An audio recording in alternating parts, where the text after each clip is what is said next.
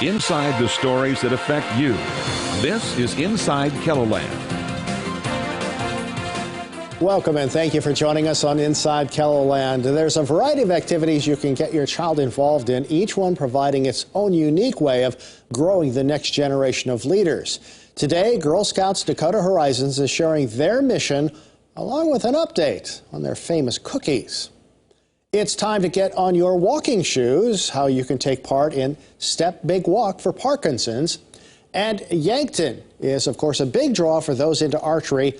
We'll share the upcoming events that'll draw people from around the country to this South Dakota town. Well, Girl Scout cookies, just saying the words triggers a lot of memories and wishes for people young and old and anybody with a sweet tooth, of course. When the season comes around in 2022, there will be a new type of cookie in the lineup. Joining us now to talk about the sweet treats are Marla Meyer, who is the CEO of Girl Scouts Dakota Horizons, and local Girl Scout Maddie, who happens to be your daughter, too. Yes. Yeah. Welcome, you guys. Thanks for having us. So let's get right to it. Tell us about this new cookie. What's it called? Adventureful. Adventurefuls. It's a brownie-inspired cookie with a caramel cream and just a hint of sea salt. Very crunchy, very delicious. All right, so Marla, you were on a national committee to help make this cookie. This is really interesting. Tell me about this. So I'm obviously the CEO for Girl Scouts Dakota Horizons, but I'm co-chair of the National Steering Committee for the entire cookie program. So I do all kinds of the strategy work on this, but including creating new Girl Scout cookies. So we work with the bakers and look at consumer insights, taste trends, and it takes a couple years to get one of these out, but it's a very fun part of my job, and turns out I'm great at keeping secrets. So COVID kind of interrupted this a little bit, right? Yeah, well, we had the process going, and we're planning on launching this cookie because it's being launched across the entire country this year. And as we got into needing to be creative and the bakers needing to be, in their test kitchens, they had to get a little creative on where and how they got some of it done. But they took the lead like a Girl Scout and figured out a way, and we are having this come out on time. So the cookie sales, where do they go to and what do they benefit?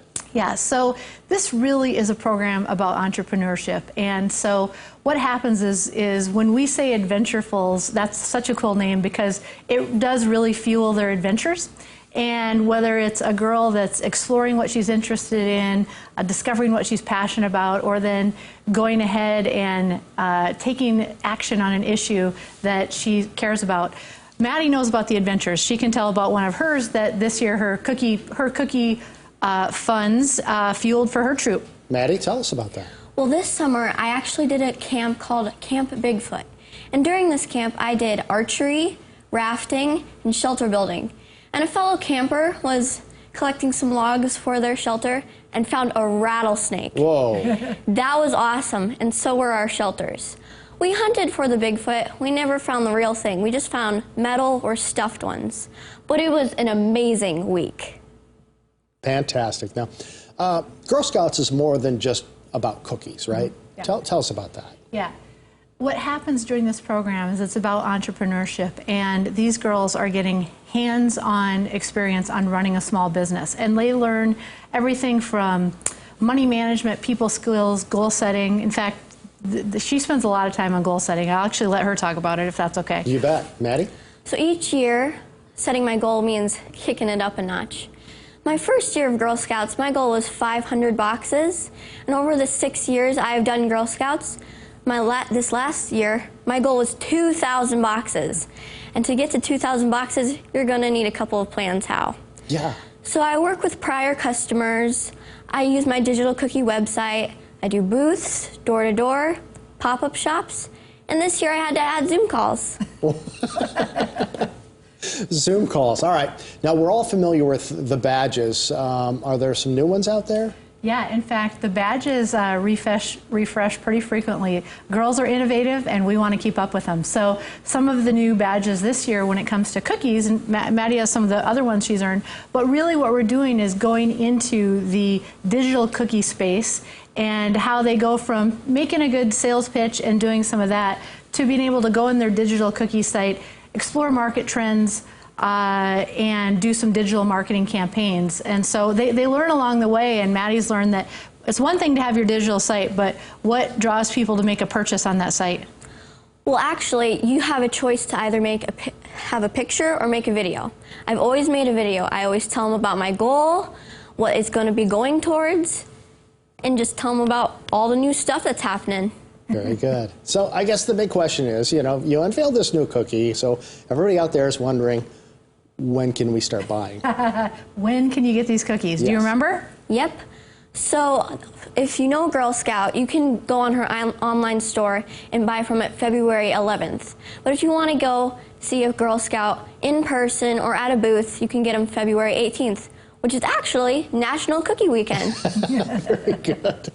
Awesome. Well, thank you so much for joining us, you two. It's always been a pleasure. And It has. Go ahead and try them. can't wait. Can I really? Sure, Yes. go for it. Heck yeah. Here we go. Oh, yeah. Oh, yeah. That's my new favorite. Should she put you down for some boxes? How many? 5, 6. I better go to break before I buy more. We're going to take a quick break, and when we come back, how you can help families living with Parkinson's disease. Stay with us.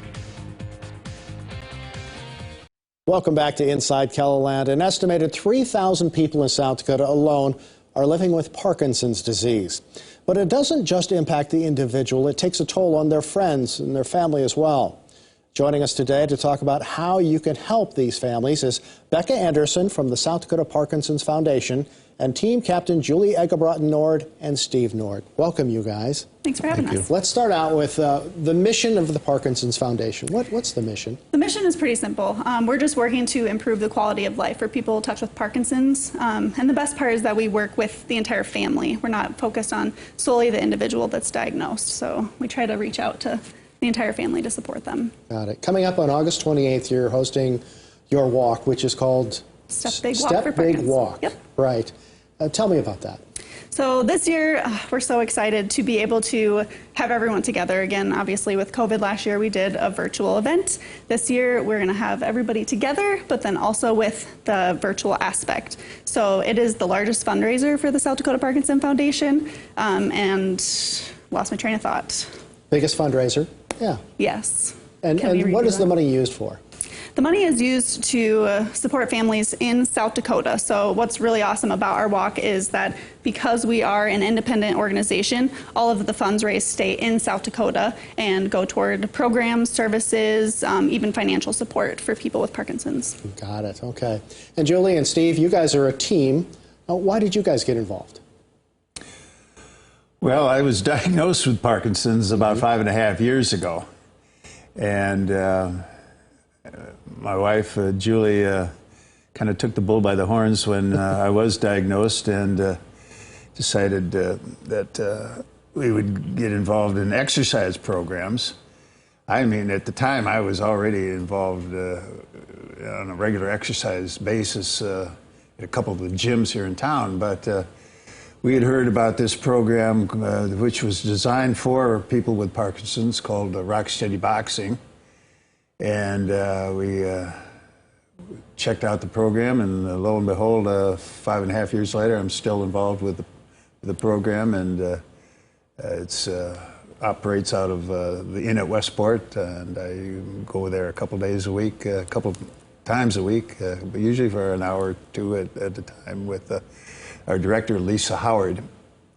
And so I've really gotten involved with the exercise aspect, which is so important with people with Parkinson's. I mean, exercise is good for everybody, no matter what, but especially with people with Parkinson's. And then the walk is a fundraiser, as Becca indicated, and it comes up here on the 28th of this month. And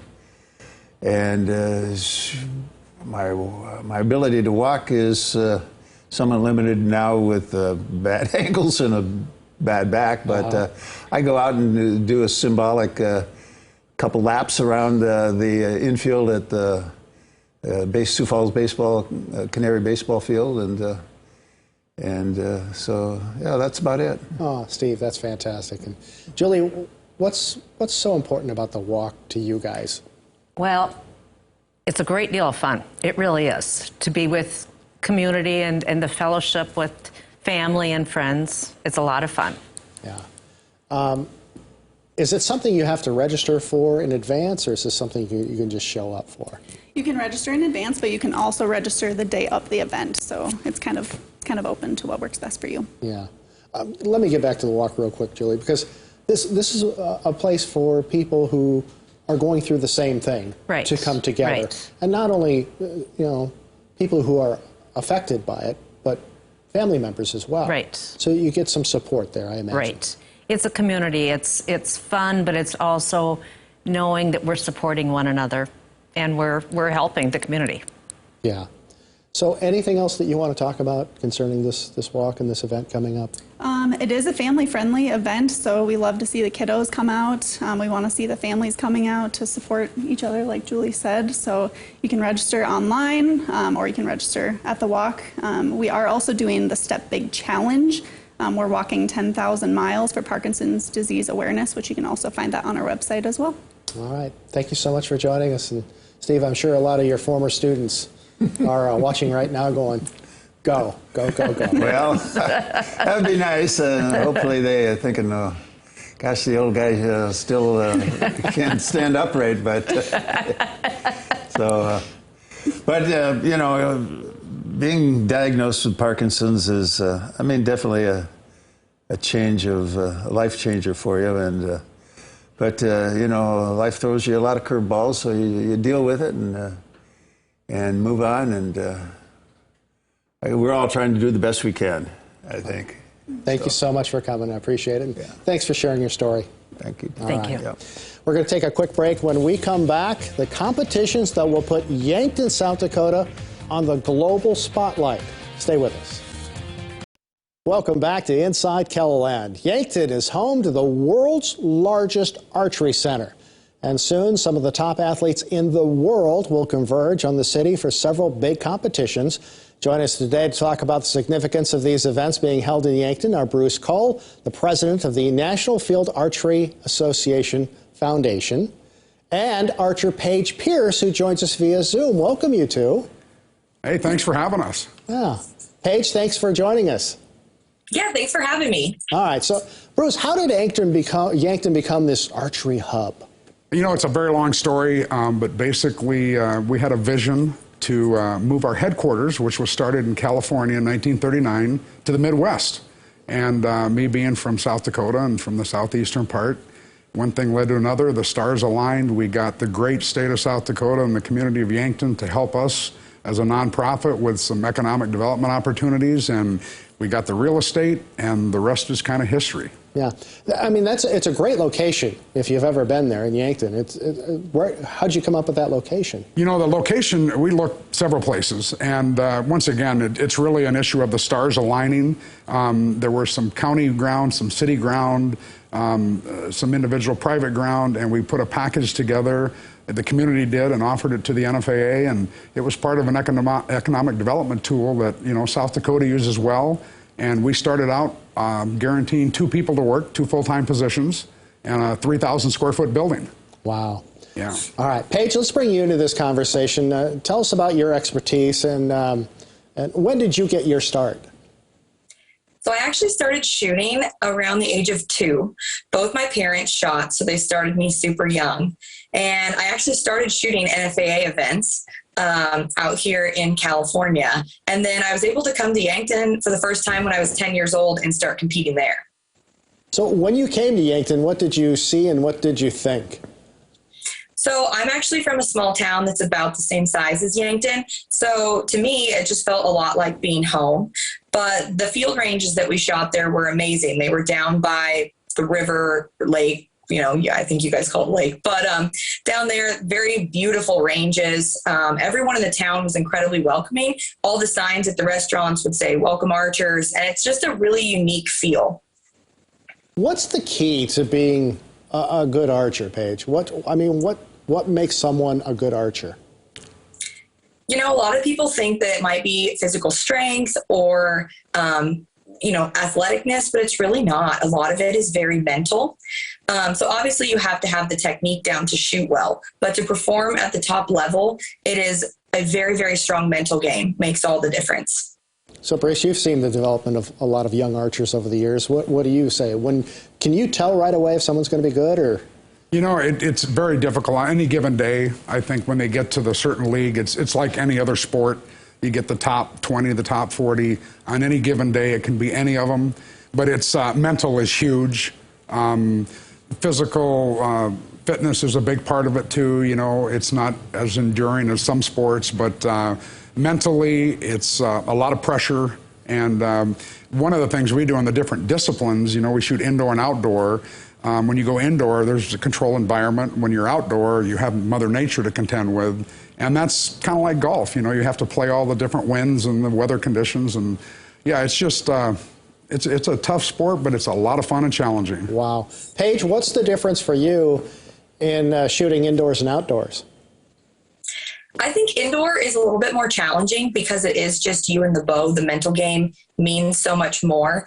The way that we score indoor events, it's a very unforgiving scoring format. If you have one mental or physical mistake and you miss that middle ring, you're pretty much out of it for the weekend. When you shoot outdoor, the elements come into play, so there's a little bit more wiggle room to have, you know, one off the middle or so here or there. So I prefer outdoor, actually, just because I think all of the elements make it very interesting. So are you better at, like, say, adjusting for the wind or something, or? Yeah, I think experience comes into play a lot when you're shooting outside. There's different things like cutting for uphill yardage and downhill yardage. There's different like tricks and techniques that we know and use and learn over time. Learning to read the wind, how to make strong, confident shots in the wind, where indoor, it's kind of just about standing there and doing the same thing every time with no mental mistakes. Wow. And Bruce, we're seeing video of the facility right now. It's impressive. Yeah, it's a big facility. Like you mentioned earlier, we're the largest archery center in the world, which is a big statement, but it entails a lot of different disciplines. We're looking at our FIDA or Olympic ranges where the tournament's going to be held. All the eliminations and qualifications are there. We have Easton Field and First Dakota Field, and that will be full of 82 countries and 1,000 people is what we're at right now. So it's a big event, big for South Dakota, and we're pretty excited. There's a certain amount of pride that comes with this, isn't there? Well, yeah, I mean, you know, when we go in to look at bidding these tournaments, we're bidding against cities like Mexico City and, you know, cities of 25 million. And I go in from a little town in South Dakota and they're like, well, wait a minute now, you know. So it's, yeah, and it's definitely something that we've proven ourselves. And, you know, we've got an excellent venue, and the hospitality we have, and not only Yankton, but just the Midwestern hospitality, like Paige mentioned, is huge. I mean, we couldn't do it without so many parts, and then that's a big one. Yeah. So tell us about these big events coming up, because we've got people who are speaking all sorts of languages coming to Yankton, South Dakota. Oh, yes. I'll tell you, when we had the first one of these in 2015, we had the youth version of this, and Paige actually competed in that as a youth. You know, when we bring in countries, the cultural diversity that you see, and it's not, again, just a Yankton thing, it spreads through the whole area. But I mean, the people embrace that. One of the greatest things, I remember we had bus drivers, you know, that were driving from the local high school. And some of them are still pen pals with these families from Yugoslavia or, you know, or England or wherever it may be. And, you know, we're so good at that in South Dakota, you know, embracing people and, you know, just showing them what great things we can do. And that's such a big part of it. They're noticed here. You know, they go to the big cities, and they're, you know, you can't even tell that they're there. So, you know, they're lost in the shuffle, so to speak. So that's been a huge advantage. But, yeah, starting in September, we've got the World Congress, which kicks off the event. And then we go into the World Championship, which highlights on the 24th, 5th, and 6th of September. And that's going to be a huge event at our Riverside Park, where the archers are shooting head-to-head. So it'll be the U.S. against Russia or China against Korea. And awesome event. We're going to have a great tri-archery area. We're going to have food vendors. We're going to have different musical acts. We're going to have some reenactors. We're going to have everything South Dakota there, so these people from all over the world can see what we're all about. Oh, that's fantastic. Now, these sound like two really big events back to back. I mean, is that odd, or? Very odd. And actually, that's only two. The third one is after the World Championship, which is the World Cup final, which is basically the tournament that's never been held in the United States, never been here ever in our history, and it is the top 32 archers from the world, and basically anybody that just won an Olympic medal in Tokyo will be at this event. So wow. It's almost the Olympics of archery, so to speak, you know, to the specific sport. And World Cup finals are very prestigious. And again, we're going to have everything. We're going to have fireworks and the community coming out, and we're pretty excited about it. Well, kudos, and a great source of pride for Yankton. My goodness, this is fantastic. What kind of competitions are you said this is a Archery Fest? Yeah, the Archery Fest is basically like any other fest, a festival, you know, a festival of archery events. So we're going to have anybody that wants to come, anybody listening to this that wants to come see how to shoot a bow. We've got our Archery Trade Association coming that represent the whole country. We've got Olympic athletes from all over that people can come and meet. You know, it's just a great, fun time, a festival for everybody to see. And, you know, like I said, all our heritage stuff that we have from South Dakota, you know, we've got reenactors coming, a lot of Missouri River stuff. We've got a buffalo coming that we're pretty sure is going to be there that's trained and do some acts. Just a lot of neat things for everybody to come and watch. Plus, you get to see the archery event. All right. Paige, let's bring you in one last time and get your thoughts on the upcoming events and what you're going to be doing. So I'm actually going to be competing in both events that are there. For World Championships, which is the first event, we had a very strenuous and lengthy trials process here in the U.S. to choose our team. And I was able to come out on top for that trial, so I get to come compete again in Yankton. And as Bruce mentioned, I was there in 2015 for the Junior World Championships. I've also shot there for the Indoor World Championships. So this will get to be my third World Championships shot there in Yankton. And obviously it's a big deal representing your country, but when you get to do it on home soil, it's amazing. So I'm really looking forward to it. And then World Cup final, we have multiple World Cups throughout the year, and you qualify for World Cup final based off your ranking from the World Cup events. This year they were in Guatemala, Switzerland, and Paris. And so I'm going to be competing in that. Bruce did mention it's 32 archers, but it's only 8 per division. So it'll be myself, one other U.S. woman, and 6 other women from around the world that have qualified for that event. So it's going to be very prestigious and really exciting. Well, that's fantastic. Paige, Bruce, thank you so much for joining us. Thank you. And the best of luck coming up. I'm sure KELOLAND News will be down there covering all those events. Awesome. We hope everybody comes and enjoys it. All right. We're going to take a quick break. Stay with us. Inside KELOLAND, we'll be right back.